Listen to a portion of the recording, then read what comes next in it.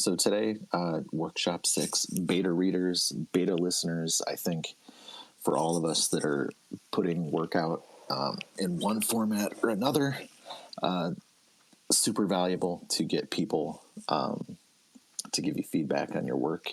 And, that's fundamentally what we're going to talk about today. I'm in the middle of, I don't know, some videos, some music, a short story. I did manage to do a little bit of actual writing yesterday, believe it or not. I think I wrote maybe 300 or 400 words on the short story that I'm working on. So I'm trying to get that wrapped up.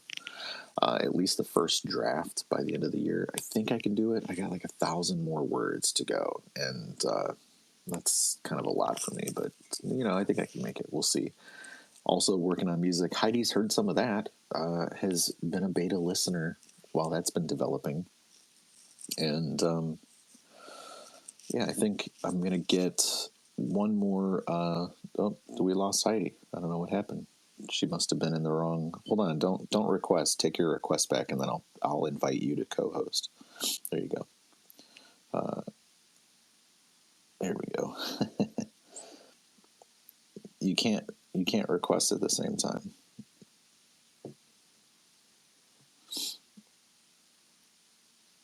Oh yeah, you've got the invite, so I think it should make it work. Cool. All right. Now you're back. What did you do? What did I do? I hit the mic to speak. And it kicked you out? It just kicked me down to listener. Because it knows that's like my one thing that makes me nuts is if I get kicked down without any sort of ceremony, it makes me crazy. So I guess the app just was trying to desensitize me. No. I was going to say, you should tell them what you're doing. You're doing a video. I'm doing a series of videos. Right. So small short films really that you're going to release on your National Park Series, and he's writing all the music to go with the video, all the soundtrack, I guess would be the best way to put it. Yeah, and I do that every time. Yeah, so for each of the volumes, they have a series of videos. I've written music for them. The albums are out on Bandcamp. I don't do a lot of promotion for that stuff. I mean, the first two were kind of collections of songs that I in some cases wrote for the music, but in other cases just used for the videos. And I wrote all of that music. I'm sorry, I kind of misspoke. I wrote all of the music, and in some cases I had it sitting around, so I ended up just using it for that video. In other cases I wrote it specifically to use for the video. This one I'm really kind of focusing on creating what will it be? I guess 6 videos, so there'll be 6 tracks as well. So that'll it'll be like an EP. It'll be, I think, maybe like 20, 25, 30 minutes, somewhere in there, somewhere in that runtime. So that'll come out. I don't know if it'll come out before the videos or after the videos. I'm not exactly sure, but yeah, Heidi's had a listen to one of them, right? Yeah. The I don't know what you called it. I don't think you gave it a name, so I can't respond by saying this one, but it'll be called Great Sand Dunes. Great Sand Dunes. Okay, that's the one I listened to. Yeah. Which kind of like leads in what we're talking about, is that the whole concept of, hey Robin, I said hi to you, puppy. Everybody, hello. Sorry, I'm a little off today. I had my middle of the night insomnia, and I couldn't wake up this morning, and it's still morning for me. The rest of y'all are way ahead of me, except for puppy. But okay, sorry. Yeah, so there's that. What was I saying? I was saying that this sort of leads into the whole concept of the beta reader / listener. Is basically it's someone outside yourself who gives you input, which is just valuable. But it's you're going to need someone else to give you input. You can't catch everything, in terms of what sound or story or anything like that. Wouldn't you agree, Michael? And I guess, how do you want to uh, sort of think about going and sort of what are the best ways to go about finding those people to work with? Because it can be as helpful, it can be really helpful, or it can be really destructive depending on how the scenario plays out. Yeah, and I think we'll cover a bit of that today. I have not had really any bad beta reader or listener experiences. Everybody's always been predominantly constructive. Criticism's fine. I'm not. I don't. I don't sweat it. Like it's perfectly fine. People like the things they like. They think the things that they think, and they want the things that they want. I don't ever feel that someone's perspective is like detrimental to the work that I'm doing, right? And the other side of it is I try to pick out people for a project that I think are going to be like receptive to being good beta readers or listeners for that project. Also, there are some people that I think have more aptitude for certain things, and so when I have something that I'm working on for them, then I tap those people. The folks that beta read the bookend chapters for Volume 3 of Exploring Our National Parks are not the same people that beta read some of my fiction stuff, or get to hear music, or get to watch video stuff. Heidi actually is kind of in a catch-all scenario where she's getting just kind of like a lot of different stuff thrown at her. But we talk a lot, and she's I think a good resource to bounce things off of, because again, like, she's been in music, she's worked in like print and journalism, she's writing fiction. We do this space, we talk very often, and like, I respect her opinion, but then also she has good insight, and so that is well rounded for me personally. That's to say that, like, you know, there anybody that I give anything to beta read, I feel the same way about for that project too. So wherever you're looking to get people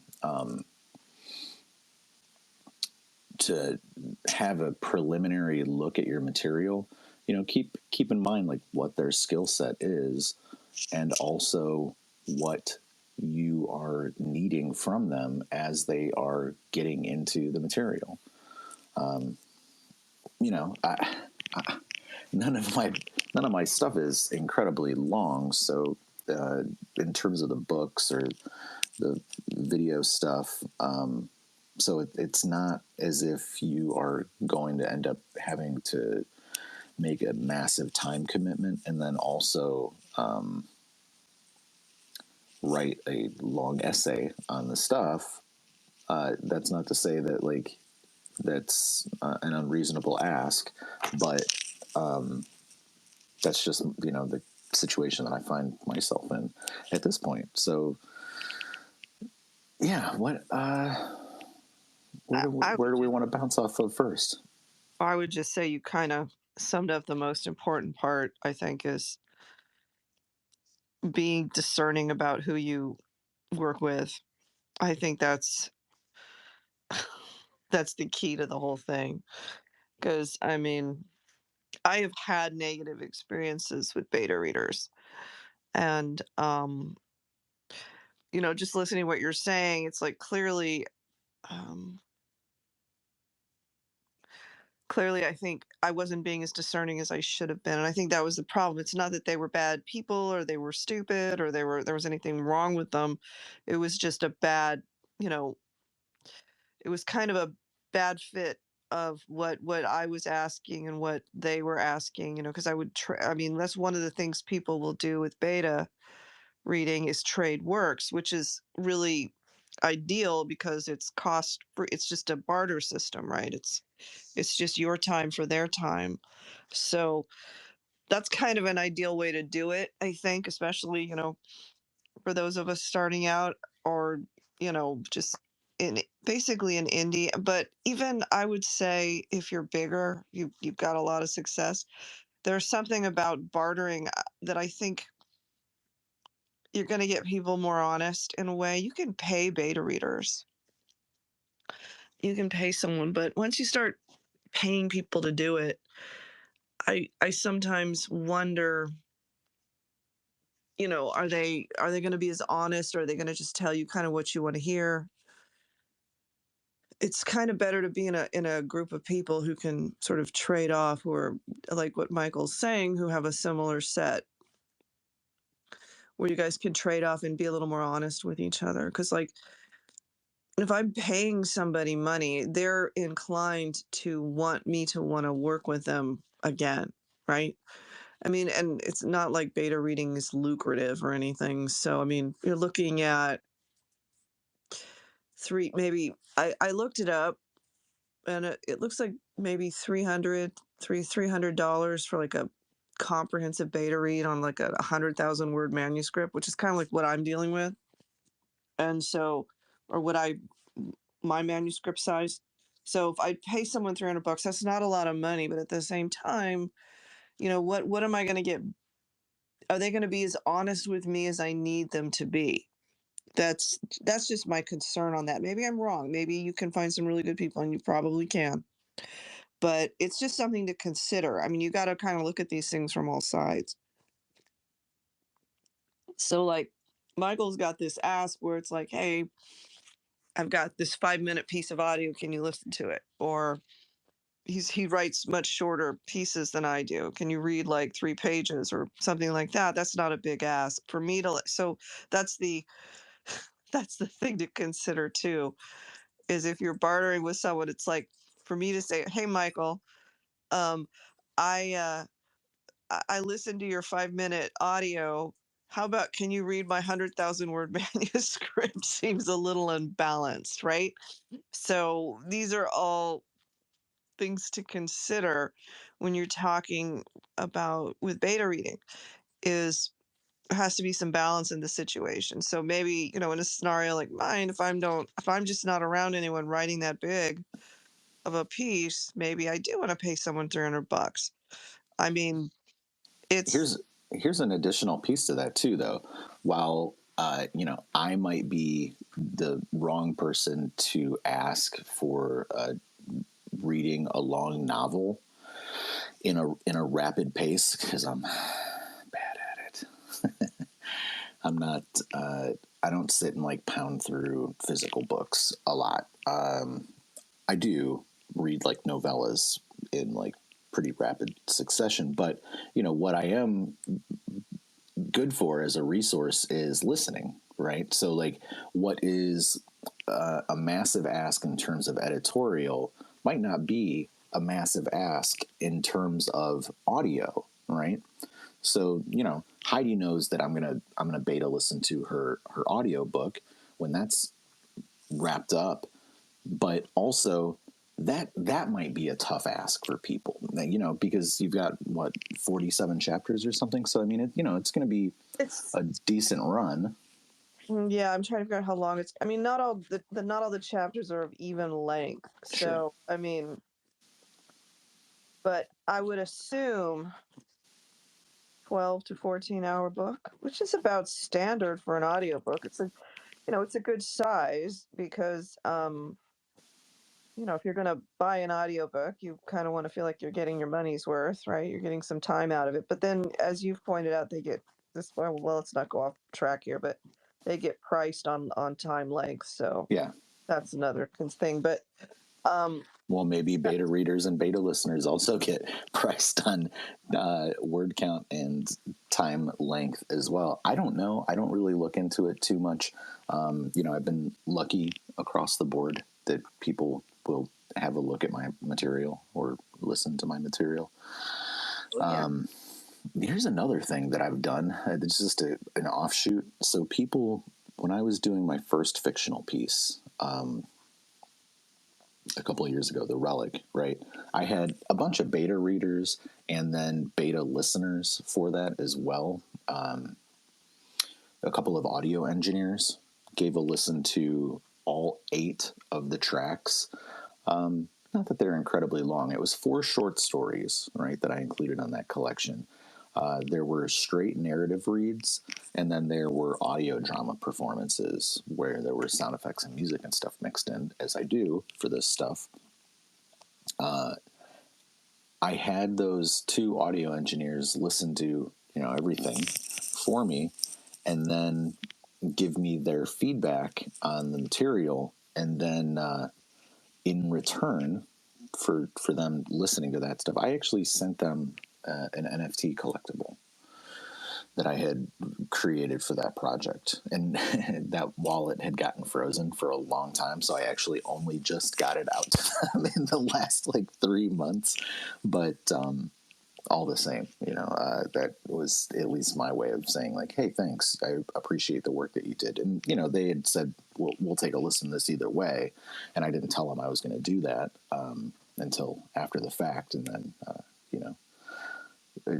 unfortunately, having to wait for it for a year and a half is a drag. But at the same time, they agreed to do that for me, at no cost. And that's really awesome of them, but then also, a very fitting kind of scenario where I was just getting into fiction and less concerned with the performance side of things and more concerned with the real mix of stuff, because I hadn't done that before, like the audio drama thing. So, finding people that have the right skill set, or are particularly tuned into a genre, I think is important.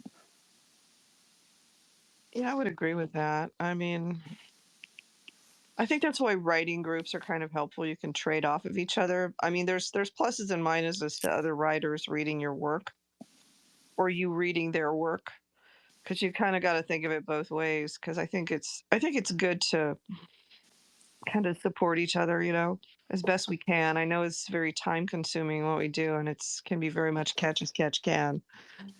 Um, Trying to do this and everything else you have to do in whatever all the other worlds we live in, right? So, um, but the thing I would say about that from both sides is you have to be really clear on your expectations. And if you're a writer, beta reading, I know I've talked about this before. You have to kind of remove your writer self from it, and the thoughts of this is what I would do if this were my story, because it's not your story. It's someone, you need to kind of be a little more passive. Passive, yeah, you passive in terms of story, and more focused on what's working within the story. It's not yours to say, hey, you should do this, or hey, you should do that. I mean, maybe if someone asks, it's like, if someone's saying, I don't know what to do with this section. Do you have any ideas? What do you think? Throw stuff out. And that's I think that's useful to everybody, but it isn't useful to try and take something, if you're on the beta reading side, take something and try and make it how you would make it. That's where you have to sort of remove your writer brain and kind of pull back a little bit. I think that's an important thing to consider, and you can be really helpful to people you um, if you can just take yourself out of their story, so to speak. I think that's kind of important part of doing this. Hey, Ricky, you're here. We haven't heard from you. How are you doing? What's up? How's it been? Oh yeah. Well, I've been editing Draken, which I finished I think about a week ago. That's been going well, and I had a few breakthroughs with the writing about writing book a little bit. Possibly a new outline for it, make it more accessible as far as contents, and working on a thing for chapter compensation, which is very, very relevant to what you guys are talking about here. Um, I've been involved with several writing communities. You guys were sort of straying into what I was going to unpack as far as my experience with this topic, which is very cool. Makes it easy for my segue. But basically, the kind of beta reader that you want may not be the kind of beta reader that you have. And everybody has something to say, and it's cool that they do, but you have to be very careful about who it is that you're listening to and what it is that they're saying. What you were talking about with genre is very important. And Heidi, when you mentioned writing clubs, that's more or less where I'm going with it. When I pay to have a book edited, when I put it up on Amazon, like I edit it up to the point of where my own perceptual impairments and whatever, and then I pay someone to look through it to make sure it's not a shambles. And I give them more money to kind of give me like a content beta read, kind of like a little bit of a continuity overview. And that's really the thing is in the various writers clubs, writing groups that I've been in, however you want to call it, some people can be like very misleading with what they personalize, and other people are not even like really involved, like they barely have a pulse, they don't care that much at all. So what it is they're saying, you have to wonder what the motive of it is. I've been in writing clubs, and what I've learned is the read is as important as who's reading it. That is to say, is this a casual reader who's just getting into this? Is the beta reader a seasoned beta reader that has a process? Is the beta reader a writer also? And as you were alluding to, Heidi, has their own creative take on something. Maybe they're going to try to put a crowbar into something and pry it open because of their own inspiration or creativity of it. And then there's like a well-published author who's got this, that, and the other thing. Those are all great. Then there's someone who's like articulate, who really knows like not only about reading and writing, the industry, and that kind of thing is almost like invaluable. And then if you could somehow get someone who's made their own paradigm, like wrote a book that you're like have deep respect for, I don't know about beta readers for me, as far as just one-on-one long-term for the whole document. I like writers clubs because you get to know people, and it's like a diagnosis. When you know someone and you know how they write, you know their voice, and you know what they listen for, like you know what they're into, the data you're getting from such a read is very, very precise. It's because and this is really the thing that we're talking about here. Paying someone who doesn't know you, doesn't know your voice, doesn't know your muse, doesn't know your work, you're going to get a certain kind of beta read. And I'm not de-emphasizing the importance of that. That's great. And there is a certain kind of data that you can get, and it'll have roots. Like you can be confident in it that it makes sense. But I find that being in a writer's club, you hear the other person read, and you read to them, and everybody is making commentary. And it's not like, constructive criticism. It's more like inspirational criticism. But these people will tell you if something's missing, like they'll say, or if they have a question, they'll like bring it out and ask, and that's really the thing, is the nature of like a critique protocol is what we used to call it. Having an understanding of who's reading. And if I don't want to say what the qualifiers are, but if a person's never read cyberpunk and you hand them a cyberpunk book, if they're unfamiliar with the genre, let alone your voice, they're going to have a lot of questions, and those questions aren't necessarily incredibly important questions. Sometimes it's for their own clarification. So it's all about like the handle. It's all about like who you're getting and like where they are in the grand scheme of things. Like, do you know them? Do they know? Is Ricky talking? I apologize if I'm interrupting him. No, you are. He's talking. Okay, I can't hear anybody. I'm going to drop down. No, I don't. Okay, yeah, just do that, and then I'll bring you back up. Yeah, that's X for you. But Go ahead and keep going. So that's basically my bag with this. Like, over the last year, I wrote Wargate Core Span, which is the 100K manuscript. It's at a first draft now. Like, I'm gonna probably put it up on Royal Road the way it is. I read the whole thing on MJ's Spaces. I read every single chapter. I was writing it as I was reading it, but before, it was done before I got even halfway to the read. Basically, through the read, it was done. And I had a lot of very nice comments, but there was also questions. They were looking for continuity, like why does this? I got a question for you, Ricky. Yeah, go ahead. On that exact topic. So you were performing the read as you were doing the writing, and you were getting feedback about the read, which is essentially about the writing.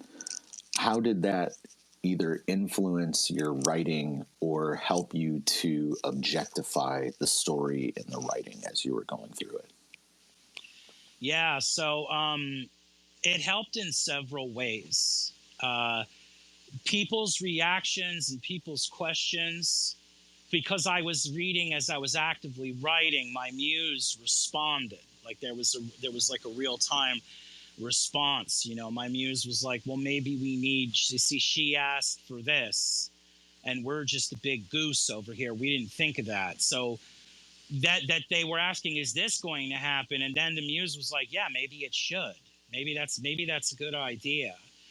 I call it the networking of minds. All right, like, you're networking with your unconsciousness. Your consciousness and your unconsciousness are networking with the creative act. That's where inspiration comes from. It's like a bolt of lightning in circuit between those two facets of your consciousness.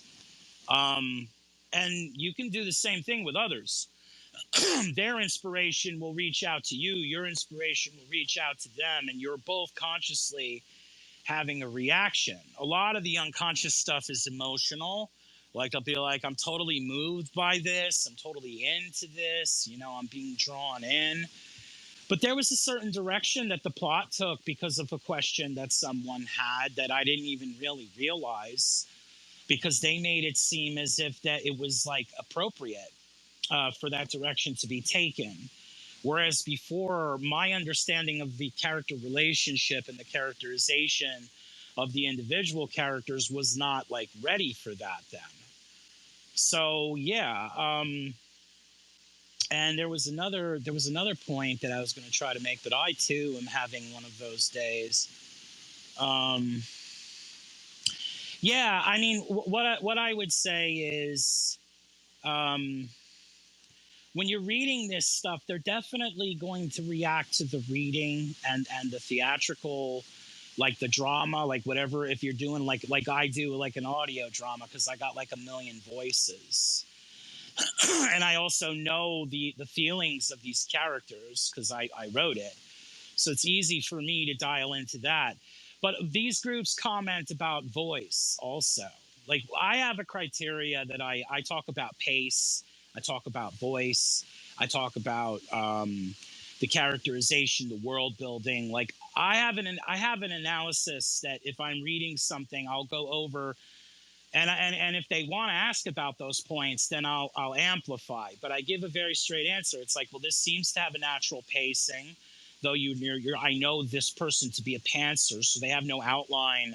Like, I use a word budget outline with a 3-act continuum to design my pace. My chapters are always around like 2K a piece. It's like, it's by design. But I know most people are pantsers, or if they do outlines, they're not as like OCD about it as I am. So they don't design like that, even if they're designing anything at all. But it's like, that's the thing. The key is with these writing groups is you can get people and create a terminology, like an industrial terminology that's like a creative orthodoxy. So if people use these things within your writing group, everybody knows what's up. Like, everybody's, oh, I really like what your voice did there. Or that world building was very subtle. That's really nice. Like, that's exactly how it should be, folded into the mixture, little drip and dialogue, a little expo. I walk into the docking bay. Oh, there's the new shuttle. Who made that? Well, we had a lot of problems with that contract, and just a little thing, just immersive. That's an immersive. You're pulling people in. I don't want to stray too far from the concept of reads, but this is literally like how I see reads. Like, beta, you're talking about beta read, beta listen, and that's awesome. When I beta listen, because my eyes are not good. I have degenerate eyes, frankly, in my family. And I burn my eyeballs all day on monitors. Like, I'm a YouTuber, but I work as a CAD tech, so I'm hours and hours. I'm doing AutoCAD, and I write. I try to when I write, I try to write 2K a day, or I try to edit like 2 chapters, and it's a lot of screen time. So I like to listen to stuff. I have a PDF reader, so I listen to chapters more than I listen to my own stuff. I'm doing a beta read for Paulette right now as far as her Phaedra story, Black Moon Lake, like where she's at with that. It's a brilliant book. And I'm coming up with a critique protocol that I plan on putting. It's chapter compensation, I call it. I plan on putting in my book of writing about writing, if I can ever get those ducks in a row.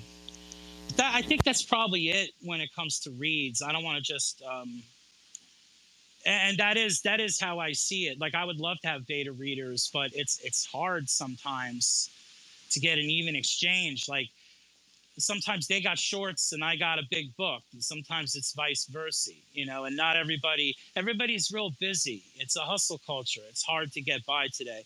So it's hard to find people who are going to have the honest time with the honest effort and be able to make the commitment. And I'm not saying they're flakes. I'm saying life is busy. Like, I get it. So I find the amount of time it takes to actually get a beta reader that's going to work out for me, and I'm not plugged in, so whatever. But I like the writing club thing. That's kind of my bag. Thanks for letting me go on about this. And this is a great room, as always, guys. Thanks. Oh, thanks, Ricky. I mean, you always have great insight. I love to hear what you have to say. If I may, I think you kind of hit on some points that are important too. Is it's like you have to be really clear with what you're asking someone to do. So, I mean, if you're asking for a beta read, you need to ask them sort of closed questions, I would say, as well as the ultimate open question, like, what do you think? Is there something missing? Do you have questions? I think that open question just applies across the board.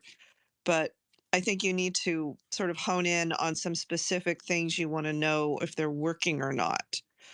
Like, I beta read a couple chapters for Robin, and she was very good with that. She pointed out specifically some questions she had. Does this work? Does this make sense? Do you understand this world? You know, I mean, those sound a little vague. Hers were better than that, but but it's it's important to be really clear what your expectations are of a beta reader too, because I think it's helpful to have some guidelines. I mean, for someone looking at your work, like, what is it you need from me? What is it you want to know? You need to be able to tell someone that. If you're not clear what you need to know, I mean, maybe you're in the more of an alpha reading stage or something where you're just like, what do you think? If you're just at that point, that's fine, because there's all sorts of different points to be at and all this stuff. But you need to just be clear what the expectations are. I think that helps everybody, and it helps things from going off the rails, because I've had those experiences, I said, and I worked with someone who beta read the desert, so the first, sorry, the dogs have decided it's playtime, who beta read that. And we worked really well together for the most part. I mean, yeah, we did. We worked great together. And but I also but I she would tell me experiences she had because she had been just writing and writing and writing. So I read a story that she wrote, uh, in a novel, actually, the whole novel. and it was like a beta read, almost an alpha read. And she's like, what do you think? And I was like, we were trying to help each other along. But then she plopped herself in this writing group. And I was telling Michael about this.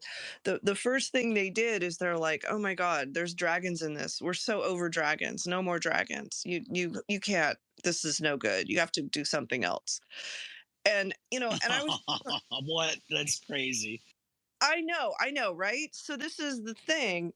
We're not over dragons. Nobody's ever going to be over dragons. I mean, let's be real. Nobody's ever over dragons. So, and I said, so she's like, well, they told me, it's done. It's been done. It's over.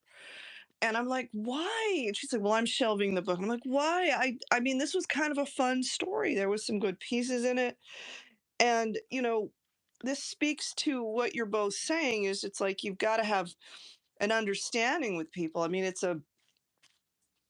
they can really, the wrong person can really steer you in the wrong direction. So there has to be some, a couple things. It's like, one, you need to be careful about, you need to be clear with what you want from them, and you need to have an understanding of the person. You need to have, like you're talking, like you're in these groups, you're talking to people, you get to know them, you have an understanding of what you are doing as a writer, what they're doing. So she shelved this whole book, and I'm like, I kind of liked it. It was, I mean, it needed some polish. I mean, as does anything that's in a beta read. I mean, but why are you just dumping it because someone told you that dragons are over? I mean, the whole thing was sort of like, really? And so she wasn't, it was, I was like, it was one of these things where they have these writing groups, and I remember seeing one where their motto was something like, we're going to tear you apart so you can be better. I'm like, really? That's how we make people better writers. we we rip apart their work and all of this stuff. I mean, that's isn't constructive from my perspective. And then, she got hooked with another, this is another example. She had a scene in it where this woman was fallen into a frozen lake, obviously unfrozen on the top when she went under the water, or into the water, I should say. So she was in a state of hypothermia. This is like a high fantasy. So we had sort of knights and princes, and this woman was like a magician, sort of healer type person. Um, and the guy who was with her was taking her on this quest, right? Strips her naked to warm her up. And she had one of her beta readers, read her the riot act over how this was a scene of sexual assault. And I bring it up because this was a bad combination of two people. She was writing, it was kind of a fun little scene because it was written sort of comically, but at the same time, the person that she was working with, if she had known this person, say, better, like what you're talking about, wouldn't have, she would have realized they were not a good match for what they were doing, because this person decided that this was wrong, wrote her an entire diatribe about you can't do this sort of thing, blah, blah, blah.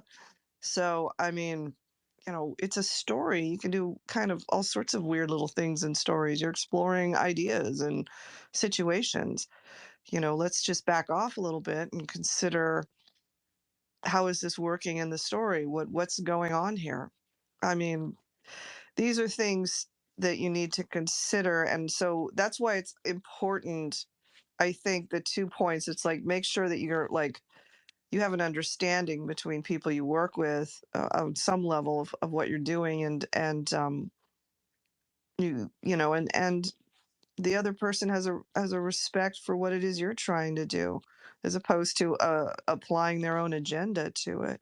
So I'll throw those out because I think it's just important to consider the that. And I would ultimately say the one thing that you truly need to have is you need to have confidence in your own work, where if someone gives you feedback such as that, you don't necessarily listen. You don't say, well, dragons may be done, but I'm still doing dragons. You have that sort of self-confidence is the best word I can use, to continue regardless of what someone may tell you about dragons, shall I say. Ricky, go ahead. Yeah, I mean, it's like, we're watching Star Trek, and starships are so done, dude. Like planets and stuff. Like, I don't know. I really don't understand what that even means. If I wrote the dragon, I kind of want the dragon there. Like, you're not like that. It's like industrial arrogance, as if to say, well, I read a blog that said that this isn't fashionable anymore, so that's supposed to shatter your world and completely reshape your concept. It's like, this is, again, getting back to what I was saying about kind of like knowing the philosophy of who's reading. And no matter what it is, it's like, no matter what it's not that I'm confident about my writing. Um, I have a dream. I've been dreaming this dream. I don't remember. I can't even. It's been so long. It's one of them. One of them just came true recently. The Draken book is definitely like a dream come true. So when I hear someone talking, it's like the first thing I have in my head is, uh, "That's nice," but yeah, and I don't say this to people, but it's like, if you're making the point, if you're making the mark, I congratulate you, and I'm glad, because that means I'm doing my job well. If you're missing the point, like as if you don't know why I wrote that, like you like it's not apparent to you, like there, because there's a bunch of reasons why this is going on.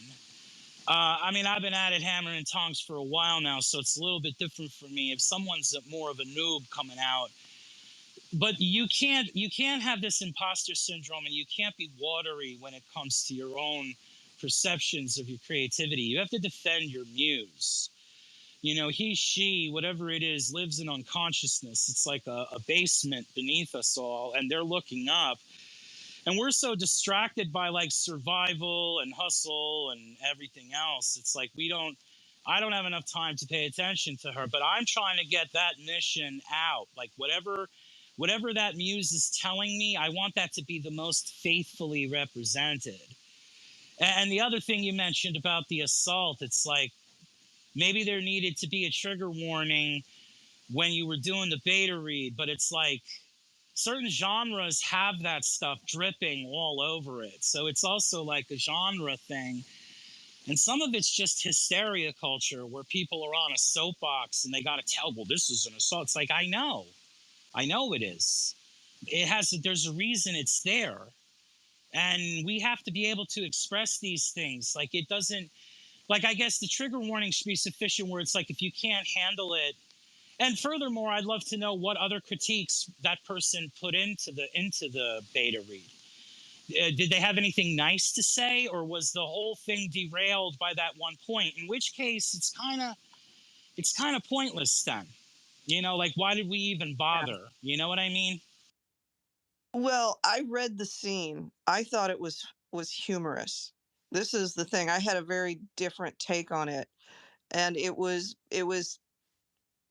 a scene where this woman was dying of hypothermia in a fantasy world without proper tools. They were out in the forest, kind of thing. So his reaction was basically to save her life. It wasn't There was no sexual innuendo to it, other than she's like, "What are you doing?" And he's like, "I'm saving your life." I mean, it was sort of like that. So that was the thing of it, is it's sort of, and as you point out, you know, sometimes we write about difficult things.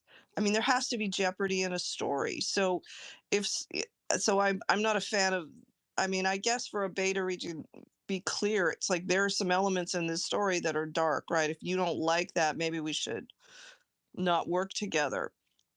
I mean, maybe that's going to be a problem, because I mean, I but it's like, how are you supposed to write a story without jeopardy? I mean, it's not going to be very interesting. And I've had that. I mean, I guess I don't know if this is a male female thing, where, sorry, my dog is now trying to drink my coffee. I swear to God, he's just ridiculous.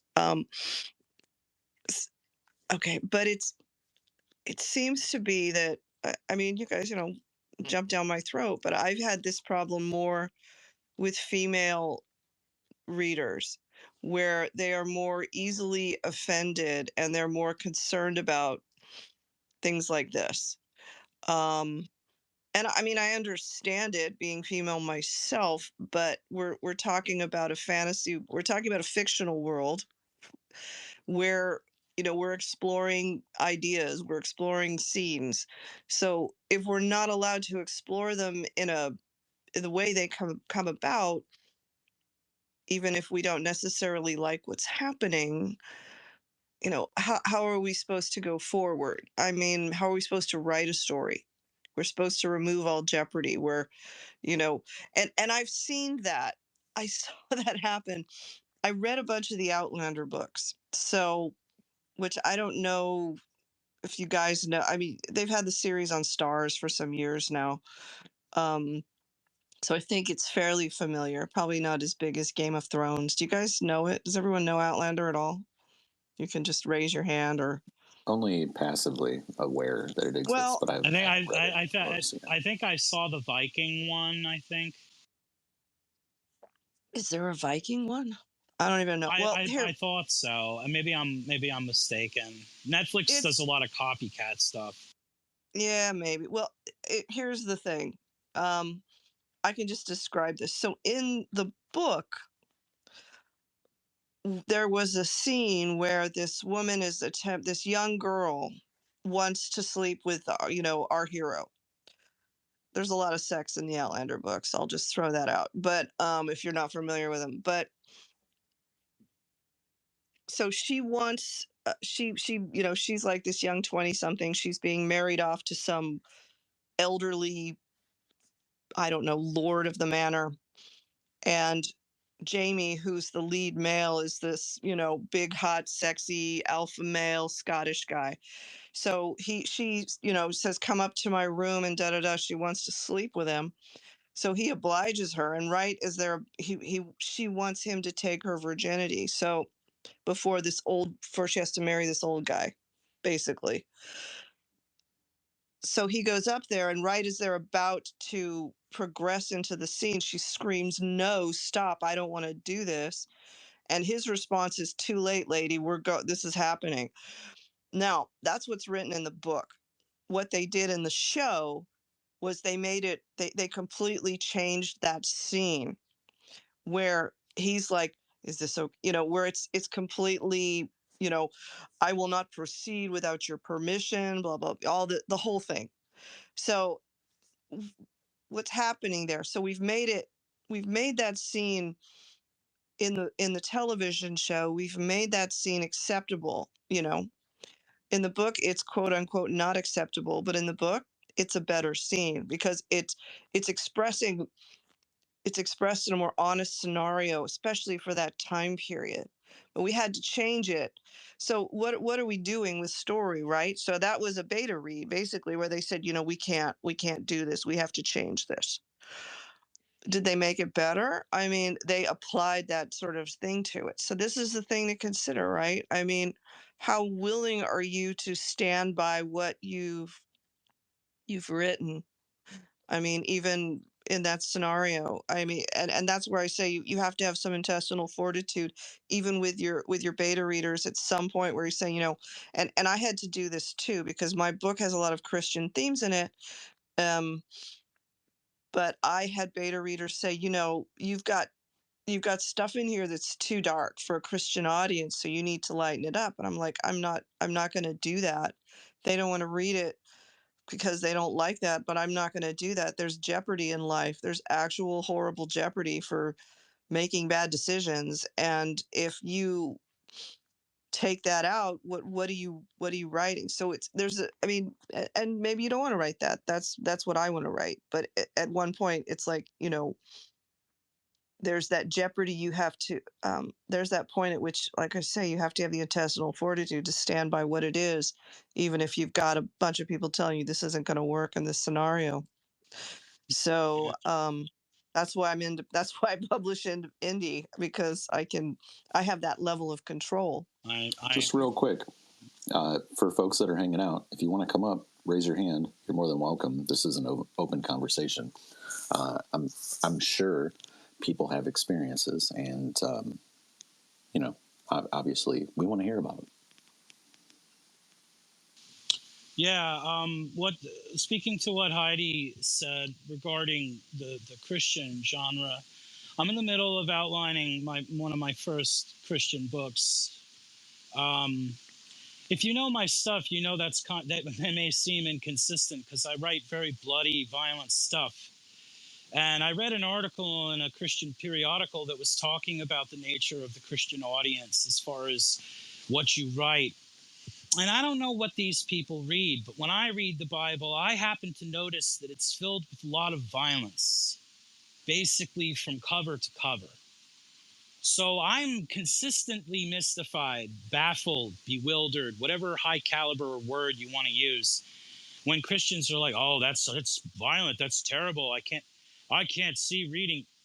Yeah, but this guy in the Old Testament, he ordered the dude to get I mean, this is maybe even triggering what I'm even going to say right now, might be triggering. And it's in the Bible.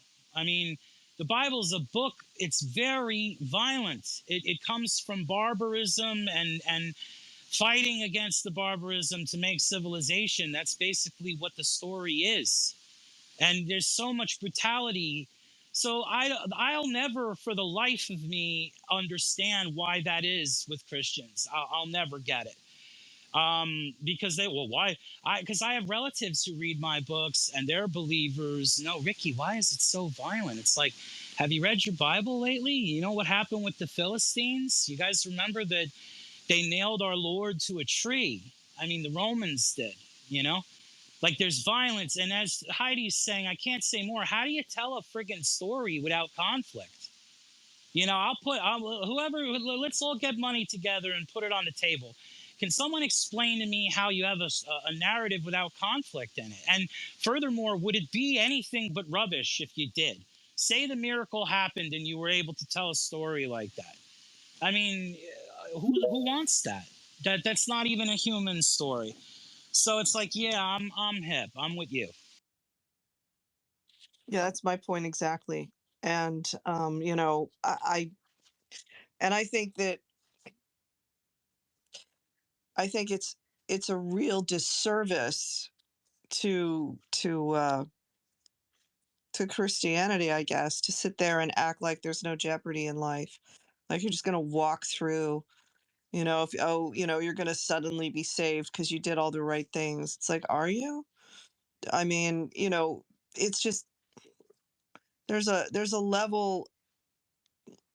I mean, and I don't know if this is straying off the point. There's a level where you have to. My point in bringing all this up is even you're going to have people tell you, hey, don't do this, and at some point you're going to have to decide whether you're going to do it or not from your own gut. It's going to have to be your decision, and you have to have the inner strength to do that regardless. And if it works, and so I think that's really that's the point of a lot of this. So, but hey Maze, you came up. What we've got your attention. What's going on in your mind, sir? It's ma'am. And Apologize. what sticks out for me is we're talking about accountability, in my opinion. I mean, it seems as though I don't write well so far. I'm not writing about writing stories, so to speak. I write poetry. But even within doing that, there are spaces that will ask if it seems to be what's contained in your poem could be this way or that way. Give a trigger warning. Not like a trigger warning. What I might feel would be a trigger may not be the trigger to the next person. And here's the other thing that I'm finding an issue with: life doesn't give trigger warnings. You get up and you participate. You are and I understand if you within a certain age group, you might have guardians that want to guide you, want to be interactive in expressing certain opinions or certain topics. So I understand where there would be some kind of setup, some kind of tutelage before engaging in certain topics with certain groups. That I understand. Having said that, if you are an adult, just like coming into these rooms and these spaces, if you are hearing something that makes you uncomfortable, it is your responsibility. Just like you want your autonomy respected, respect yourself and your own autonomy. If you feel uncomfortable, understand something's making you feel a type of way. It's up to you to get up and turn down the volume or leave the space or even say something. But it's up to you. Not I'm finding it quite interesting that even within people's fantasies, they want someone else to be responsible. They don't want to take accountability for their own thoughts. And I'm like, well, religion has always been a cute cop out for a lot of mischievous doing. So I'm not surprised there. But when it comes to censoring yourself and your creativity, I wouldn't suggest it. Because for you, for the author, this is where you are going with the story, and maybe it's uncomfortable for you to even express in the way that you're doing it, but you're doing it purposefully because it's carrying you through the process. It's carrying you through the story. So now, if somebody wants to come along and edit it out, and that one piece, no matter how uncomfortable it may be, um, that could be pivotal to the course of somebody's understanding of the actual story. So now it's like, okay, why is it really that this person? Then we get into that's on the page, and then we're pulling more from getting off the page and now into the person who is saying, no, no, no, don't do that. It's like, okay, what's going on with you that you can't handle what's being written in fantasy? What's going on with your discernment? And why do you feel like other people won't be able to do what they need to do for themselves? I mean, it's just, I mean, that isn't that the thing that the oh my god, the whole thing with picking up a book is for the end. I was always taught, let me go back, maybe I'm putting the cart before the horse. I was always under the impression that the whole idea, or what to me has always made the book better than the movie version, is when you read the book, it's your imagination. The the the, the hero is the height that you want him to be. The the the villain is the size and shape and has the voice that you imagine. You bring these things to life, whereas the Well, movie I'd is say that's fixed. true for the writer. I wouldn't necessarily say that's true for the reader. Hold Um, on, I'm saying for It's the a good point. audience. But at this no, point, it's for I'm the. specifically saying for the writer, they get to determine that. Hold on, no, Um, but wait a minute. Once the wait a minute, author what? has written what he's written and I read it, it's no longer what he or she has written. It's That's now true. what's in my head. If there's a That, gray space open, yeah, for sure. but that space is but that space is the draw. If I sit down and I with you, just like when I write a poem, what I write in the first stanza, if I write something that moves you in a particular way, it could determine whether or not you even continue reading the poem. I have no control over it. That might not have even been my intention, but I have to give that grace. I have to. And I've had to learn, it was weird, but I had to have to learn it. And sometimes it's over and over again because depending on what the topic is and how it has touched me. Because, see, I'm not writing for the audience. See, what are you doing this for? Are you doing this for clicks and likes, or is this because you really have a story to tell? Because when I Yeah. write, I got something I want to get out in a particular way. I yield the mic. No, Maze, no, I agree with you. I think, yeah, there is that open space for what they look like. And I kind of have to agree with you. That open space is something that the reader gets to jump into. I mean, to a point, right? But you know, this is the thing. And the Gentleman's Guild was in here last week, and he was pointing this out. And I am no fan of trigger warnings. I'll just say, I mean, come on, where do you live? Let's stop. And I think the Gentleman Guild said it better. He was talking about how the brain functions when he said that your brain is strengthened by adversity. Your brain is strengthened through having negative experiences where you have to work through them. And that is kind of an important point to consider. I mean, and what low jeopardy it is to have to be, challenged in a fictional world. I mean, it's not going to take you apart. You can read Catch 22. You haven't actually gone to war. You haven't, tried to save a dying man who's been, who's dying, Snowden, the scene in that, if you're familiar with the book. You're not experiencing that. You're only experiencing that in your mind.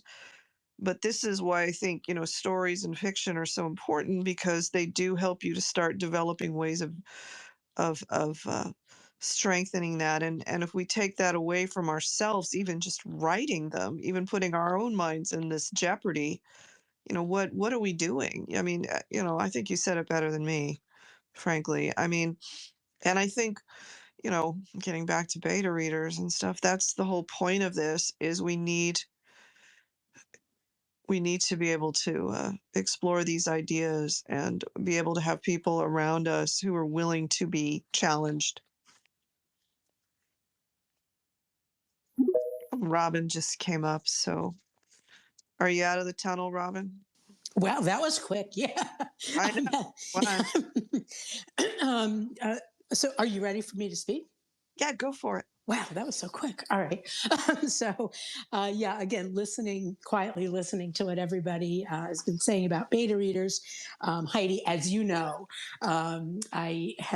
I've had some beta readers. I had actually two sets. One was after my second draft, and then I got feedback, which Maze made some very interesting points there, which really got me thinking.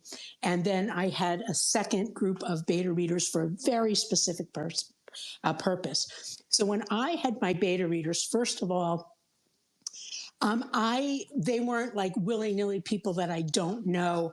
I have a few groups on Facebook, sci-fi Facebook groups, and these people are, I don't know them and I don't particularly trust them, so I'm not going to give them a full manuscript.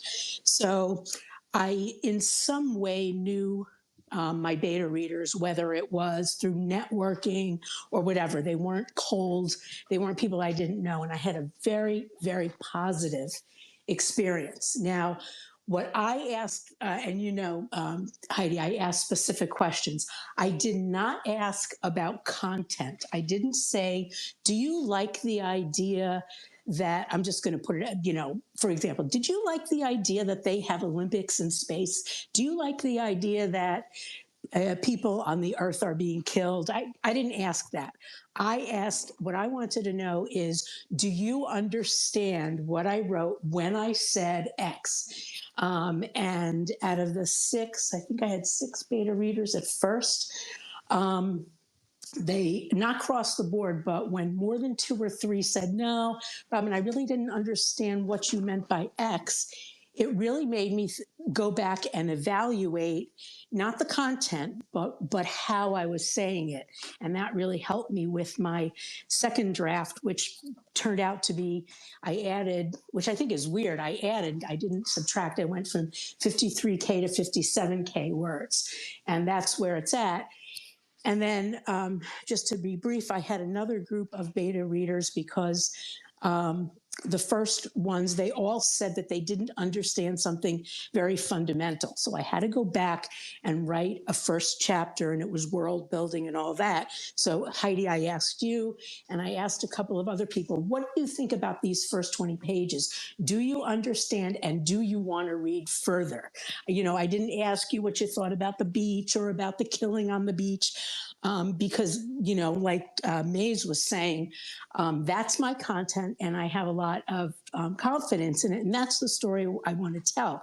The disconnect is me sitting there writing in my own little head, in my own little world, and nobody reviewing it. I don't know if it translates, you know, if it literally translates to make sense. And that's what I was asking. And I had such a great experience with my beta readers, partly because I don't know them all well, but they're all very nice people. And like Heidi said, I guided them. I told them exactly what I wanted to know. And they answered me. And some people liked it. And it was like a bell curve. One person didn't like it at all. One person loved it. And then everybody in between was like, oh, yeah, I really like it, but I didn't understand this, or you could improve this. So that test, I think, was very positive when you get sort of a range of people who understand and don't understand certain things.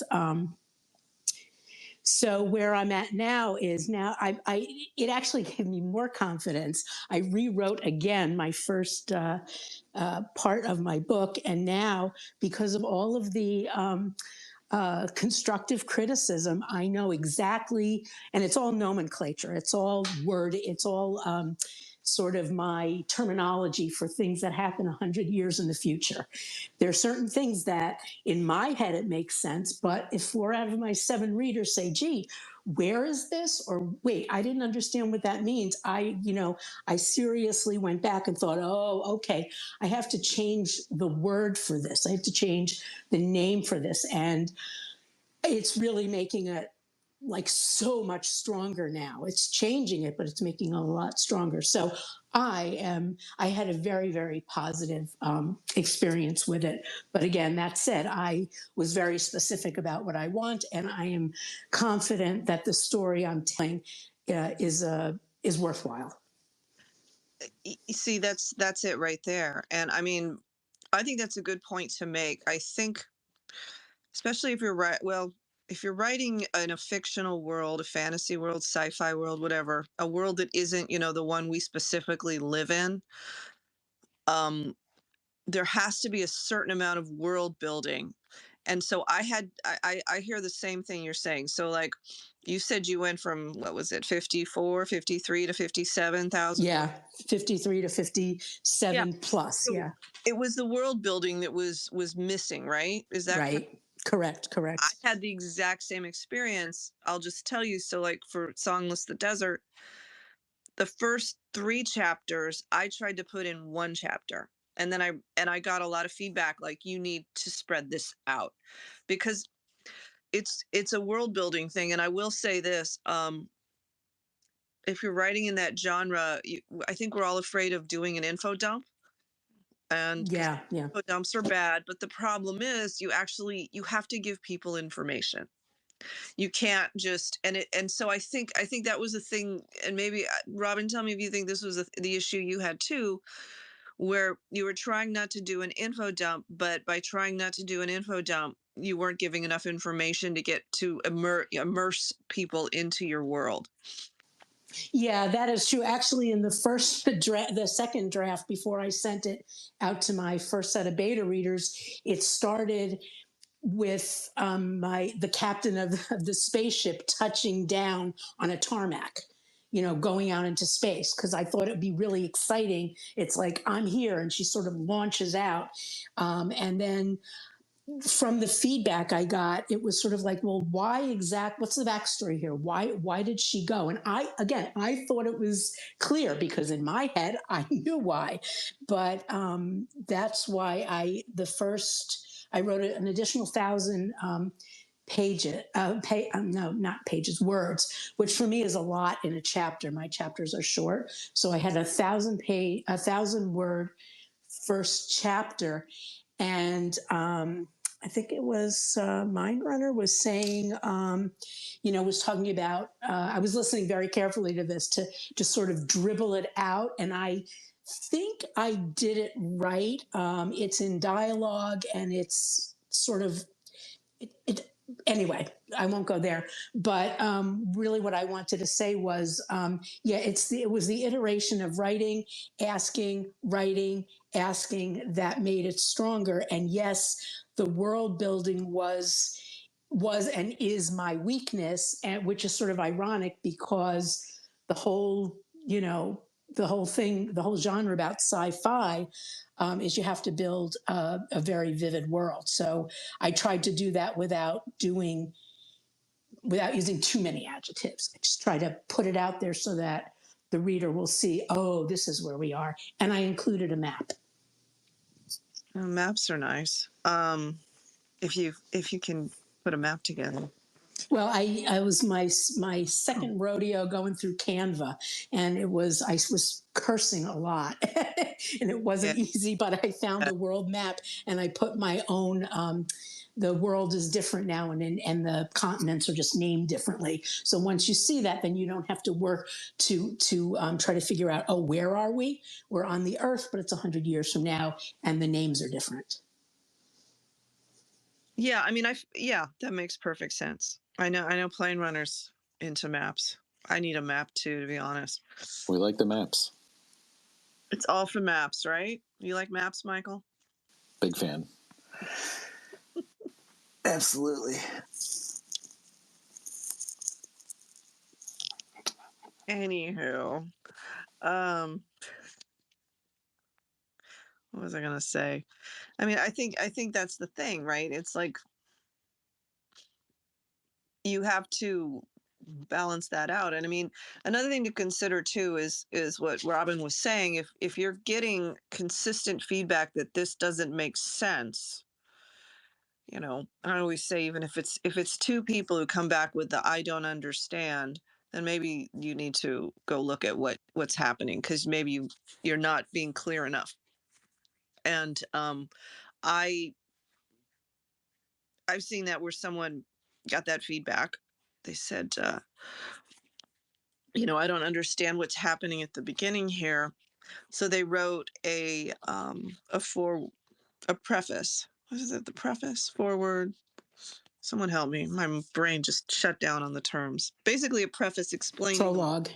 Prologue. Thank you, Robin. A prologue and an epilogue. There we go. So they wrote a prologue explaining the world, which was basically an info dump. So the prologue was an info dump explaining the world.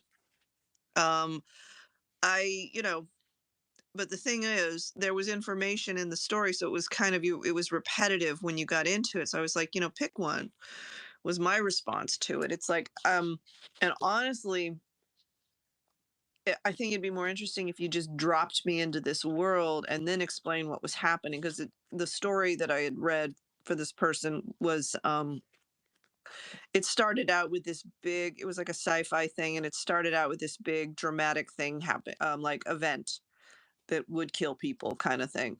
So, that was like, wow, why is this happening? And what's this? And, it's just right that it's ominous. You don't have to explain it completely, but, make sure that you explain it going forward, or, you have to take out this whole other scene if you're going to keep a prologue.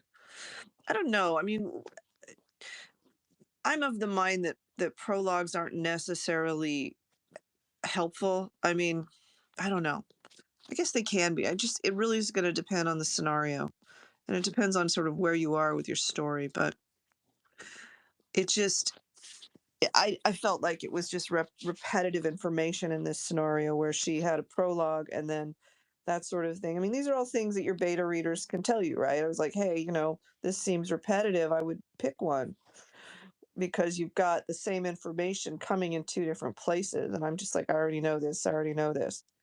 So let's go. But I think, that's, I think that's a great scenario you set up, Robin, where you, I mean, you kind of, that was right. You had the people you trusted more. And that's another thing. It's like, there's a certain level of vulnerability when you're saying, hey, I did this. What do you think? There's a certain level of vulnerability, and you have to be comfortable with getting feedback from someone that may not be the most positive feedback. It's hard to say what you're going to get, to be honest, even if you set parameters. But I think, I don't know, is caution the way to go? Here's my entire novel. What do you think? Or are we cautious? Anyone have an opinion? No. Well, I think you can do it in a couple of different ways, right? If you are early in the process of the work, then you can seed things out. You might still be in that alpha stage of the work, and you can get very early phase feedback on it. If you're later into things, then you really need readers that are going to be able to look over the entire thing and give you feedback on the totality of it. And again, like, if you were only to use your example, if you were only reading the prologue, it might really, really work, on its own. Whereas once you've gotten into the story, it begins to feel like, well, I probably didn't really need to read that. But here's another side of this too, and I'm just gonna riff on the prologue piece there for a second, because sometimes we use these materials that we write in different ways. Maybe that prologue is like a sample, or like a retail sample. You'll notice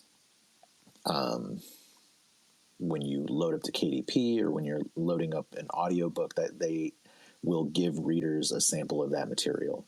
That at least allows them to get a taste of things. The same thing with your retail sample for an audiobook, where they ask for, I think it's anywhere between 1 and 5 or 2 and 5 minutes of material. And that's a good opportunity to give people some of that. And maybe they only engage with that, and then they decide they don't want to do the rest of it. But maybe they engage with that, and then they're like, I got to read the rest of this.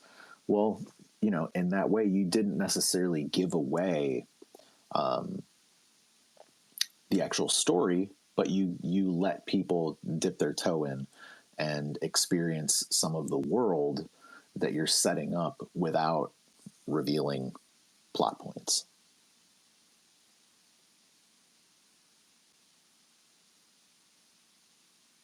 Well, that's an interesting way to look at the prologue. I mean, you read a lot of these things where they say, oh, don't write a prologue, don't do an info dump, don't head hop, don't do this, don't do that, don't do that. It's sort of like, at some point, you kind of need to just sort of take it all in and then do what's going to work for what you're doing. And I think, that's something you need to kind of make peace with. It's like the thing, it's like, oh, nobody writes about dragons anymore. It's like, well, people do write about dragons. People like dragons. Dragons mean all sorts of things, and they're quite fun. Who doesn't like a good dragon? Evil dragon, a good dragon, whatever. I mean, and at some point you just have to, again, stand by your convictions on what it is you're trying to do. And it's challenging sometimes. So, I mean,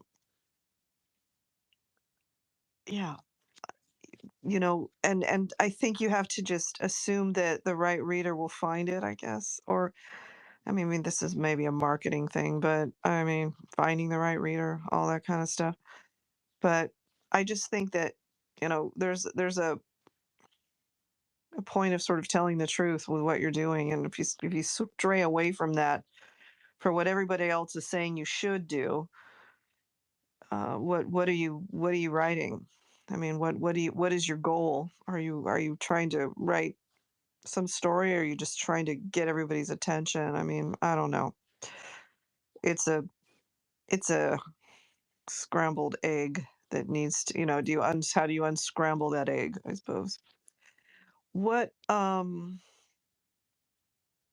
We got about a half hour left. So what does anyone have any questions or any things that they're thinking about in terms of all of this? Hey, Plane Runner. Yep. So Plane Runner's in the tunnel. Let's see if he's got any opinions. How you doing, my friend? Are you up? Oh, there he is. Sorry, my mic was just switching on. Sorry about that. It's not your fault. I was just. Go ahead. What's up, my friend? How are you? I'm doing okay. It's kind of like my first time back in quite a while, so I missed all you guys. It's great. Thanks for doing what you're doing. Let's see, what are we on? Beta readers here. Yeah. I will say that I was really fortunate that when I wrote my novel, I had a group of really good people that I'd been writing with or just doing creative stuff with for probably 20 years, and we'd all sort of taken a stab at different projects and shared different pieces with each other, and things that had never really gone, all the way to the finish line. But I started to share with that group of people over the course of a couple of years, and similar to what Ricky was describing earlier, I would write chapters and then read them to that group while I was still working on later chapters in the book. I had not even gotten to the end. I did hold off on sharing anything with anyone until I had at least some sort of completed draft. And I mean, my very first draft was very, very rough. And, I think it was probably, I wrote it as a screenplay. So it was really, there weren't even, in terms of word count, it was nothing compared to, a final novel. But once I had that in hand, I felt confident that I could start telling the story to people and not feel like I'm going to get completely derailed from what I'm trying to do here. And I don't know if would call that an alpha reader experience. I guess that's kind of what it is. But it was really great to go through that with people who had your back and wanted to see you succeed, and who knew the kinds of, knew your voice, knew the kinds of things that, the kinds of stories you want to tell. And when they critiqued, it would be honest critique, because what they really wanted was you to tell the best story that they knew you were capable of. And then once I kind of got through that whole process, and now I had something that was more appropriately a novel, I did roll it out to, I picked, I don't know, I think it was 4 or 5 beta readers, and I tried to go across a fairly broad range. I chose a couple of people on the younger end of the spectrum because I was a young man and a young woman, because I was kind of hoping to see how it was appealing to them. I chose one of my pastors because I wanted to make sure I wasn't, wandering off too far in terms of speculative theology. I chose a good friend who didn't even really read fiction. I was just curious, like, if this story presented to you, how would you respond to it? Not everybody got back to me. Some people were just too busy, but I was grateful for the notes that I got. I'll be completely honest, though. I did all of this, and it's taken me, 4.5 years to write this thing and get through this process. I'm not sure that I would use beta readers on my second go around. I kind of, at least not for this particular, not for the next volume in this series. I feel a strong sense of where it's going and what it needs to be now. And So, and of course, who knows? I might release the first one and it might completely tank, and people are like, I didn't understand anything. This was horrible. And I might have to go back to the drawing board. But anyway, I guess that's really where I come down on the beta reader thing is I think it can be really, really helpful when you're getting started.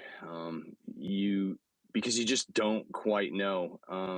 And I think that can be a good thing. But I think all the other advice that's been given here is also really helpful in terms of make sure that there are people that have your best interests at heart, who really care about you as a storyteller enough to tell you the truth and not just to try to. I think I forget who it is. I think it's Oscar Wilde who said, "A friend stabs you in the front," and I think that's what you're looking for is somebody who will say, I see what you're trying to do here, and I know what you're about. I don't think it's totally working. It's not really clear, or that part might be a little too difficult for some people to swallow. You may need to really shape that a little better, and or you're just. In my case, I had a really good friend say, "We're missing a really big chunk of adventure here. We need to do more here because you're throwing us into the third act just way too quickly." And so, in terms of prologues, I don't do them. Not because I have an issue with them. I think they can be fine if you're really good at that sort of thing.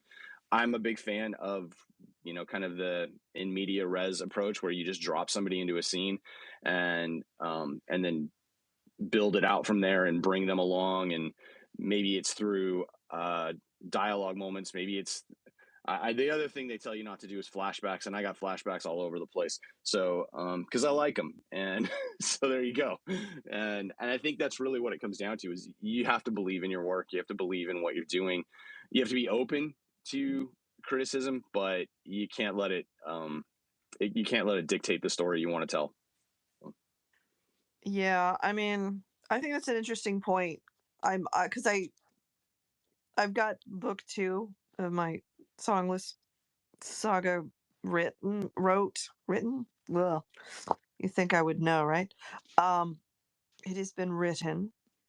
I'm in the process of editing it, and I'm kind of torn myself on what to do about beta reads for it. And I think it's an interesting thing. I think I need someone to look at it because I went in a very different direction.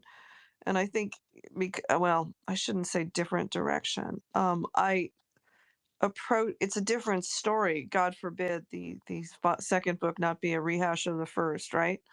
But it's a different story, and there are parts of it that I'm worried are a little confusing. So I mean, I'm gonna have to throw that out at people. But then, like, I'm in a conundrum with it because it's not going to make sense to anyone who hasn't read the first book. So it's sort of like it's becomes this monster ask. It's like, okay, well, if you haven't read the first book, first you read this book, and now then you have to read this book. It's like, I don't know. It's an interesting point you bring up, but I kind of have that inclination too. It's kind of like I feel a lot like I'm on firmer ground, right? I would say in your case, you probably have a network of people that have read and reviewed your first book and who get you. And I think maybe if you were going to say, all right, here's an early look at book 2, you would want to go to those people who you felt were getting the first book and say, okay, so what do you think this time around? Am I still in the groove, or have I lost people, or is there any potential pitfalls here? Maybe that would be the way to come at it. Yeah, maybe. Yeah, Michael is in agreement. You think so, Mike? Yeah. Yeah, I think that's. I mean, it's going to have to be people who've already read the first one and hopefully and have told me they like it at least, right? So that makes a certain amount of sense. So I mean, that's another element to consider. I don't think they have to even like it to be good readers, to be insightful beta readers for you. Not necessarily. Ideally, they do if they're going to stick through 400 pages, and then potentially, the follow-up, which I assume will be comparably length.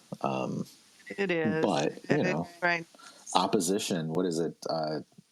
Iron sharpens iron or something like that might be applicable.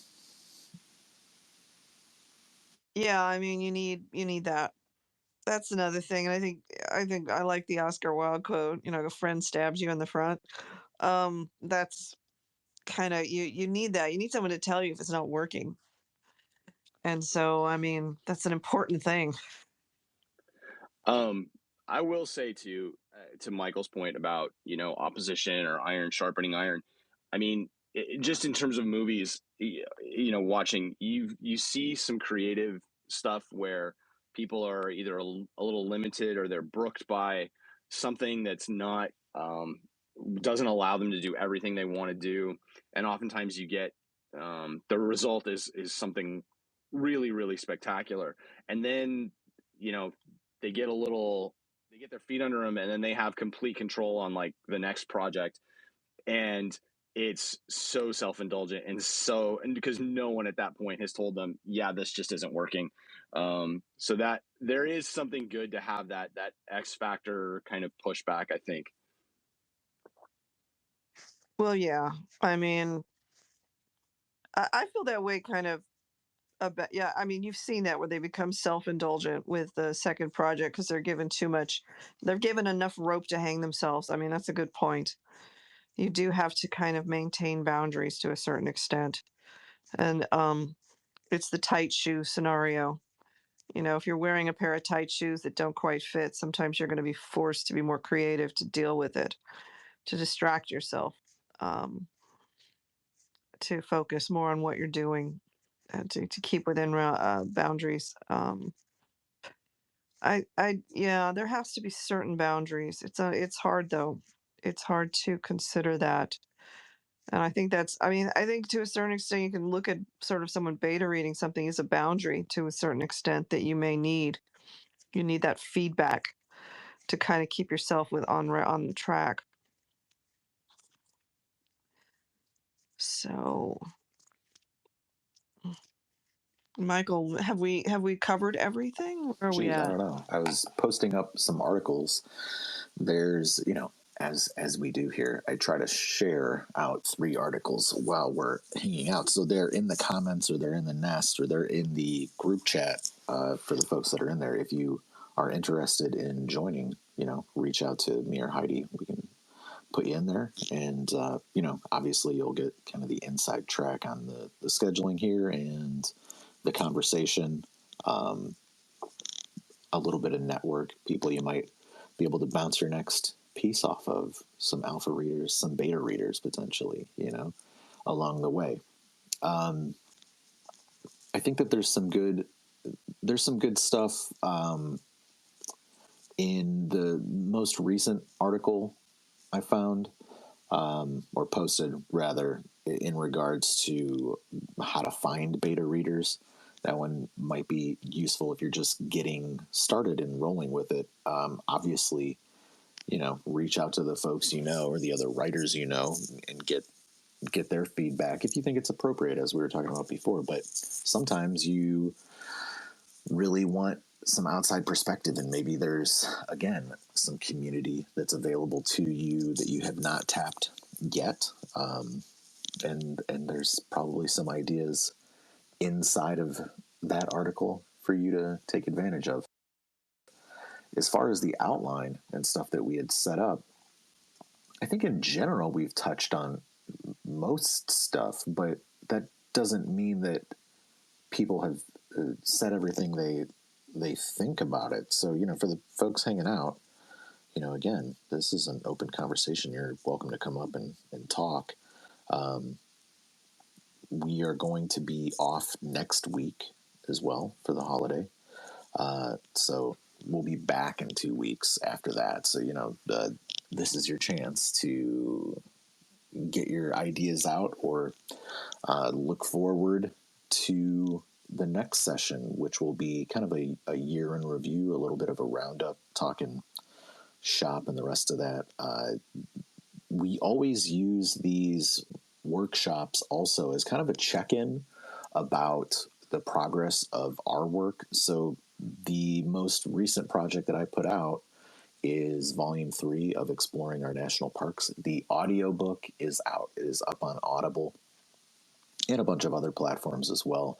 So if you are interested in audiobooks, that's out there for you. Obviously the paperback and the ebook came out. Before that, November 11th, I think was the date I targeted for the release of that. And, that's the thing too. Like when we're looking, we do this once a month with these workshops. So this is really kind of a chance to keep yourself accountable if that's what you need or if that's what you want, to be able to say, this is what I'm working on. This is what I'd like to accomplish by next month. We usually do these in the middle of the month. And that seems to be enough time for people to make some progress and then report back on it, or to kick ideas around and then make some progress on something new even. So that, there's a handful of things that I've got in the hopper that will be ideally, coming out in the new year or the first quarter. There's a video I'm working on trying to bang that out. There's a series of videos for volume 3 that I'm working on as well. Those will probably take a little bit longer because there's 6 of them and I have to write all the music for it as well. So it's, a step-by-step process. And writing music for a video that's not complete is an interesting task, I would say. There's a little bit of scoring kind of aesthetic that goes along with that, but then there's also just the nature of, like, I know how long the chapter reads are for it, so I can look at those times and say, how much material do I need to get through this chapter read? But that doesn't mean that I can't be flexible when it's on screen, because you can push and pull things.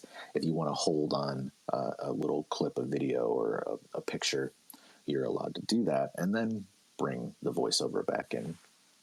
So that's stuff to think about as well inside of developing projects, putting stuff out.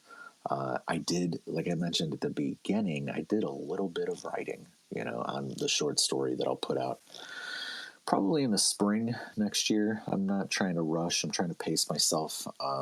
It's very close to finish. I need like 1,000 more words. And before I put that out, I want to begin writing the other short story that will feature those characters and, make sure that I'm kind of like on the right trajectory with the development of that story and those people and that world. So I don't move that fast. I might turn out a decent amount of material, but again, the real value for me here and topically what we're discussing is that, like, I am regularly taking advantage of feedback from, people in the AI group that I'm in. Dan knows what's up there. He's over there. Heidi's in that group too. In terms of our Discord server, and then with writing, go ahead. I don't use it, but Well, that's okay. Yeah, but you're in there. You can poke in and take a peek around every once in a while whenever you choose to, or if you don't. We appreciate you hanging around. The thing for whatever you're working on, this kind of goes back to our earliest workshop, which I think was like incremental progress, right? It's really tough to measure the progress we're making on a word by word, line by line, paragraph by paragraph.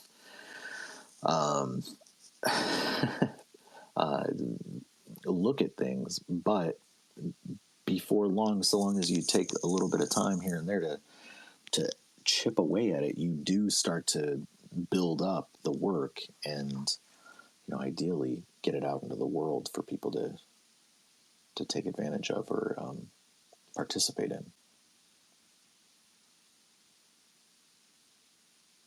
yep. Michael's always got a lot of stuff going on. In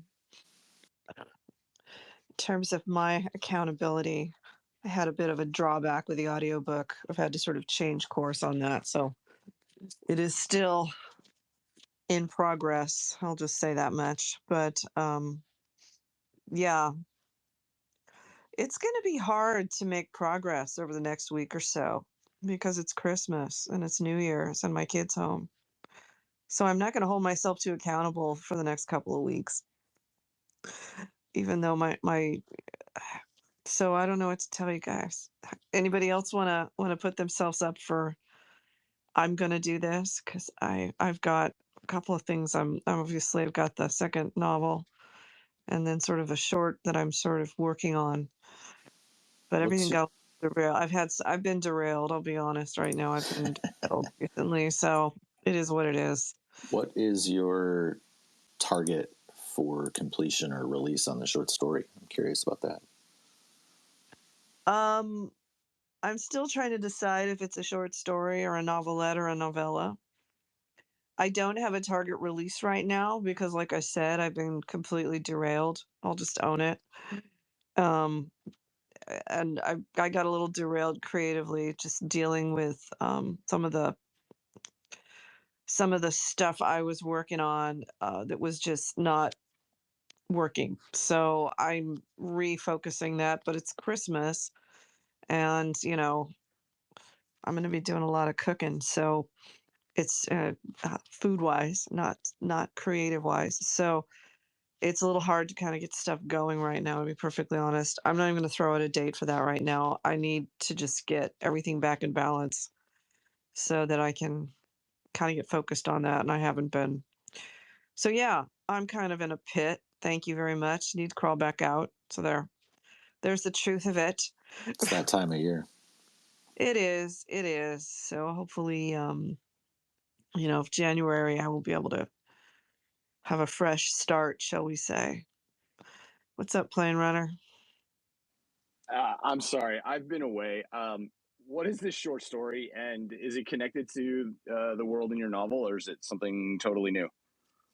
It is connected to the world in my novel because I guess I like living there. I've been, and so it's gonna be about Jack. So it's gonna be almost like a prequel a little bit to the first book. So, but not necessarily.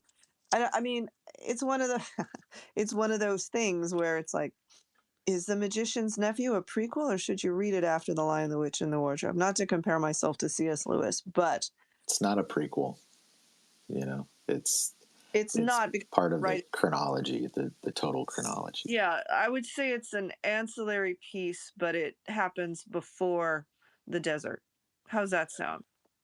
I think that sounds awesome. And just for my 2 cents, I am a big proponent of reading things in the order they were conceived, unless the author just states outright, no, you must read this first, because I think it's to me it's a lot more fun to track the creative progress that the author has put out there. And Yeah. that's just my take on that. So because I think Songless works as a novel uh, on its own, and then if you get to the end, you're like, hey, oh, there's a story about Jack. I got to go see what that's all about. So anyway, that's just my take on that. But I'm super excited for you, and I also know what it's like to be derailed and in the pit. I've been there for the last couple months, and you know, real life intervenes, and in my case, it was dealing with some significant family events, and then anyway, and then also some issues on the creative front where you maybe some of your partnerships are uh, you know they have real lives too, and so you got to work around that stuff. So it happens, but the point is to not give up. And the nice thing about being indie is not that you get lazy, but you do get to adjust your timeline as you need to. Yeah, and my condolences on your mother. I know it's hard when someone leaves, shall we say. I appreciate it. Yeah, Christmas is tough. You feel like Oh yeah. when you lose a parent, you feel like your childhood kind of goes with them, and that's rough. So thank you. I don't, it's funny. Both my parents are still alive. My father is 92. My mother's in her 80s. So I don't even, it's weird. I don't know. I mean, I'm not, I don't know why I'm saying that. I just had to, it's, it's hard. I mean, it's just what, I mean, I'm approaching that. Everyone in my family seems to live to be into their 90s or 100. So, um, I don't know. Not everyone. I take that back entirely. Both my cousins died in their 50s. So, sorry. I don't know where I'm going with this conversation. I Oh, really appreciate it all the same. Thank you. I have a lot of sympathy. It's weird when they've been around when you're no longer a child, and but yet you are always in their eyes. So Robin, did you want to? Oh yeah. First, my condolences, plane runner. It's always difficult. So sorry. Um, Yeah, so I just wanted to say that where I'm at the sort of the home stretch. I'm done with the writing, and I'm changing the nomenclature, and then it's going to go to my editor for a final edit. And Michael will be happy that that I'm taking a lot of his advice about marketing. Even though I want an agent and a publisher, I'm being proactive with marketing. And I have a newsletter. I posted it this morning on X. I will see if I can post it in the chat here, the Writer's Block chat. If it would be helpful to me if you want to, and if you're able to, and you have a LinkedIn account, to just click in there and subscribe. I went from 0 to 80 subscribers in about a month and a half. So, little steps. It's not a huge audience, but it's growing. And On LinkedIn? yeah, on LinkedIn, it's a free newsletter. Okay, so yeah, I don't. Oh, you don't have LinkedIn? I have a LinkedIn, but we won't discuss my ineptitude in terms of remembering passwords and accessing my accounts. Well, then we won't discuss my ineptitude of creating a newsletter through a mail service. So I went and I did what was easiest for me. And in fact, most of my contacts are LinkedIn. I am thinking of doing a separate mailing list, sort of a quick and dirty, adding people to a group. I'm not sure about that yet because I don't have quite enough people where it would be worth it for me to reproduce the newsletter in a different way. But anyway, having said that, I hope you'll read the little link to my newsletter and click in. It would just be helpful, and hopefully you'll like it. I will attempt that. I'm such a anyway. My if you don't know, my computer crapped out on me last week. I nearly lost everything. So that was a moment of reckoning. Fortunately, it was just the monitor screen on the laptop had to be replaced. The hard drive and motherboard were fine, but it was a terrifying moment because I had everything I'd been my entire second everything was on it, like both not everything. Oh my God. Yeah, that was a good time. It was a really good time for me. It was terrible. I was like, fortunately, it was just the monitor had gotten trashed, probably courtesy of me being anyway. But you know, that sounds great, Robin. I'm going to look into that. I've got to get myself organized. I got derailed by that as well. To be honest, that was a fiasco. Well, some might say a fiasco. I mean, it was far less of an issue than it could have been, but it definitely, it's like a moment. It made me think. It made me think about things. Where do I keep my stuff? And what would I do if I had lost everything? That would have been a fun time. But anyway, I got a comment real quick for Robin before we keep going. Are you doing sorry, Robin. It's fine.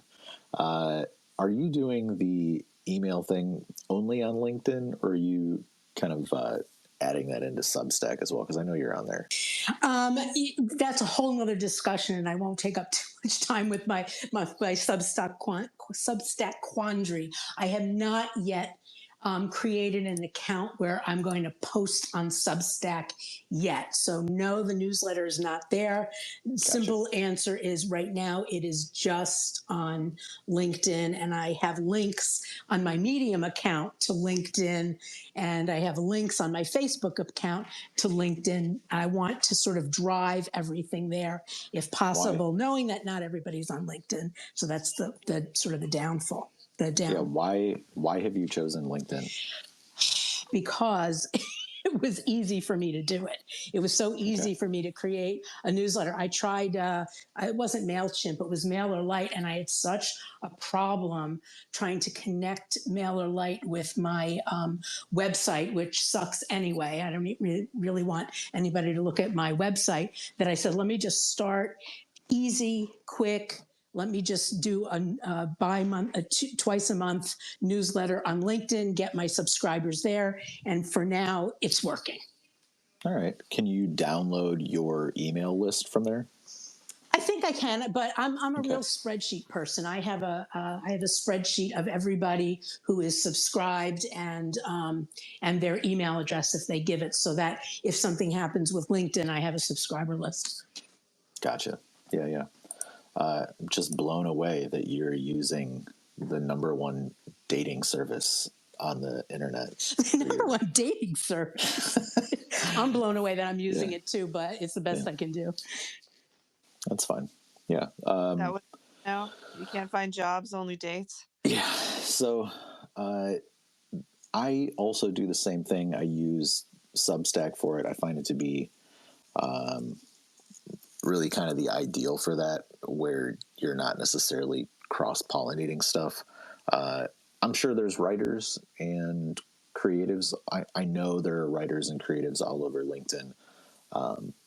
I just don't necessarily find their platform to be the ideal channel for some of that stuff. But hey, if it's working, you keep doing it. Nothing wrong with it. It's sort of working. Yeah.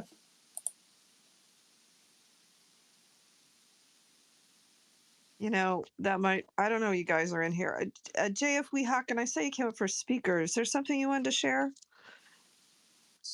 Well, I was just, well, first of all, it's the first time I've been in here for a while, so I'm just saying, hey.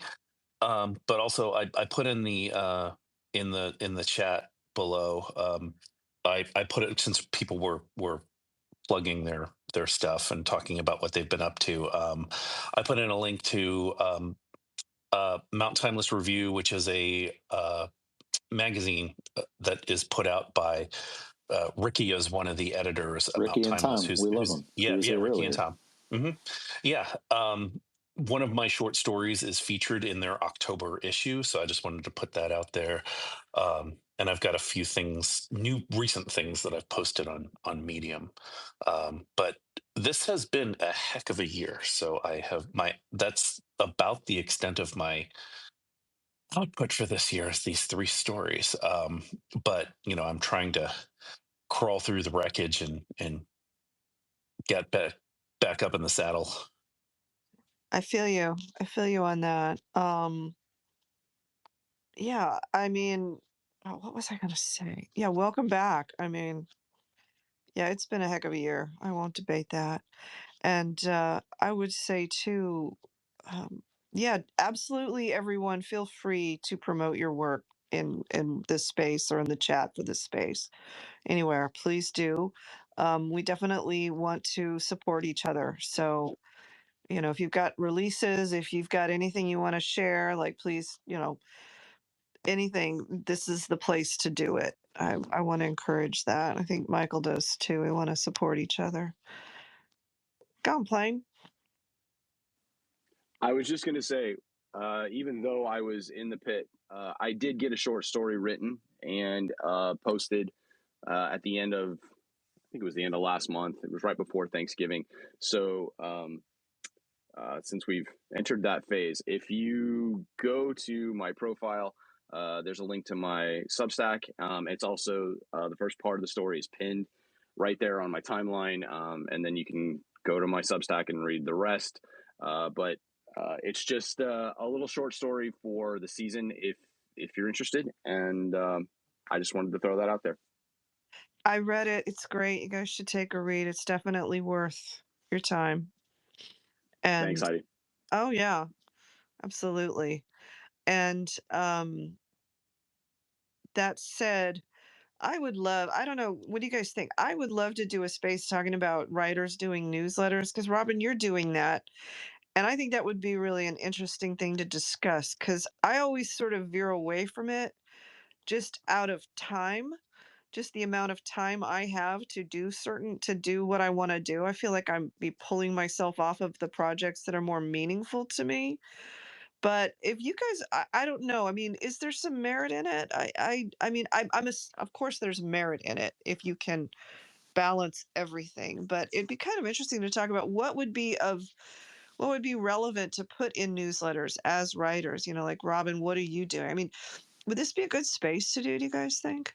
Well, I don't know that it's a whole space, Yeah. but I will tell you this. So there is definitely value in building an email list and, posting that stuff as entries to be able to distribute like Substack does. It becomes a post on their platform, but you can also send it straight to people's inbox. Now, I don't find Substack to be great for indexing and search, but on Medium, that does a lot better. And, I would say every day people are finding stuff that I've put on there, and then by extension are seeing podcast episodes and YouTube videos and stuff that I've loaded up. So there's definitely some value to cross-pollinating your content and seeing where it's working for you.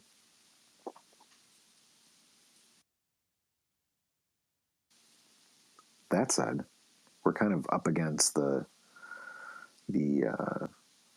hour here, and any final thoughts from anybody else, Heidi? Not exactly. Give me a second.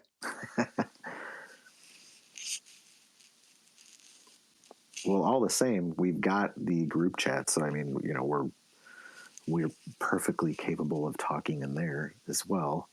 For anybody that wants to kick more ideas around or anything like that. Yeah, if you'd like to DM me or Michael if you'd like to join our group chat if you're not already in it. It just kind of gives you updates for when we're having the writer's block spaces or when other writer spaces are. And it's a great place if you've got work out or you've posted a short story like Plane Runner did. That's a great place to sort of alert everybody to what you're doing. So yeah, let us know. That's all I would say, I guess. Gosh, I guess we're at it. Is it Christmas? I guess we're going to do Christmas next week. We're doing Christmas next week. Well, So you all have fun. We won't be doing it here in a space. So Merry Christmas, and we'll see you guys. We're going to meet again in 2 weeks. Yep, absolutely. For anyone looking to hang out on Thursday, Chris and I have the Film 3 space. On Thursdays, we've got an interview this week with Will Creates Art. He's a videographer starting up a collective of folks. They're sort of doing a quasi radio programming with some visuals, and they'll be streaming that stuff. But we're going to be talking about his career and his work, creative process, and all kinds of different stuff. So that's up in the nest if you want to poke around in there, or it's on my timeline. You can RSVP and come and hang out with us and learn about Will. That sounds like a great idea. I just realized my mic was open. Sorry. No, all good. Well, we'll wrap it up and enjoy the rest of your day, and we'll talk again before too long. Yeah, well, Merry Christmas, everybody. Merry Christmas to you guys. Yeah, same to you guys. Enjoy your Christmas and your family, and ideally, and perhaps most importantly, the food. Maybe. All right, take care. See you all in a couple of weeks. Or Thursday. Try and go in Thursday. Take care, guys.